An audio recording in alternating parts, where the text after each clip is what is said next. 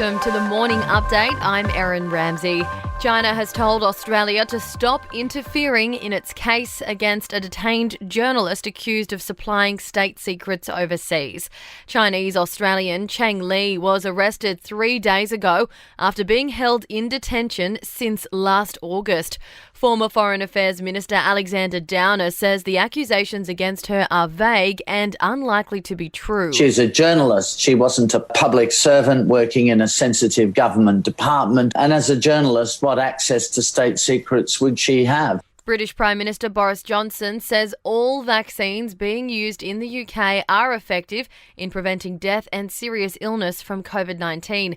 It follows concerns about the Oxford AstraZeneca jab when treating the South African strain of the virus. Mr Johnson says the vaccines are being modified. Yes, we're doing everything we can to contain new variants, but we're also increasingly confident that science, medicine is gaining the upper hand over coronavirus and all its variants. Meanwhile, new data shows Australians are more sceptical about COVID-19 vaccines than they were last year.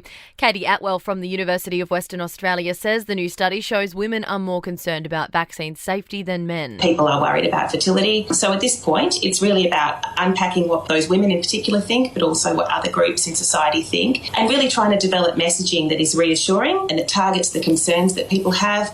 Western Australia has banned security staff at quarantine hotels from having a second job. The guard who sparked a 5-day lockdown in Perth last week also worked as a rideshare driver. The 4 companies providing staff at the 9 quarantine hotels have been advised of the regulations. One has already signed a new contract.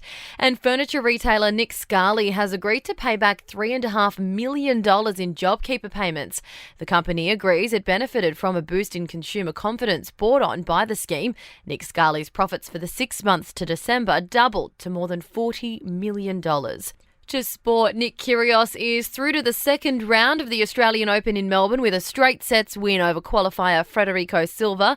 Kyrgios won, but admits he still has a lot of work to do. Honestly, it was pretty average. I haven't played a match like a Grand Slam match in over a year, so I was definitely nervous. I was very nervous walking out here. I knew that I wasn't going to be able to produce anywhere near my best tennis. Novak Djokovic took just 90 minutes to beat Frenchman Jeremy Chardy in straight sets, while Simona Halep and Naomi Osaka are also through to the second round. Ash Barty will play her first round match tonight against Danka Kovinic from Montenegro, while Sam Stosur and Daria Gavrilova are also in action tonight. And Alex de Minaur and Rafael Nadal play matches this afternoon.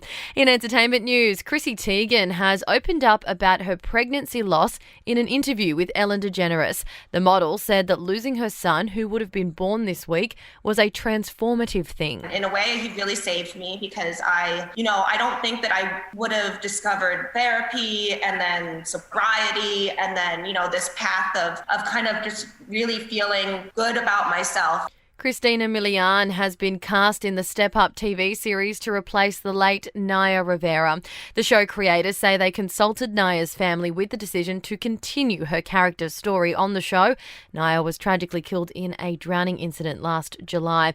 And Dwayne "The Rock" Johnson's college football rookie card has sold for just over US $45,000. The actor posted the news to Instagram saying the 1994 card sold on Super Bowl day after 50 bids.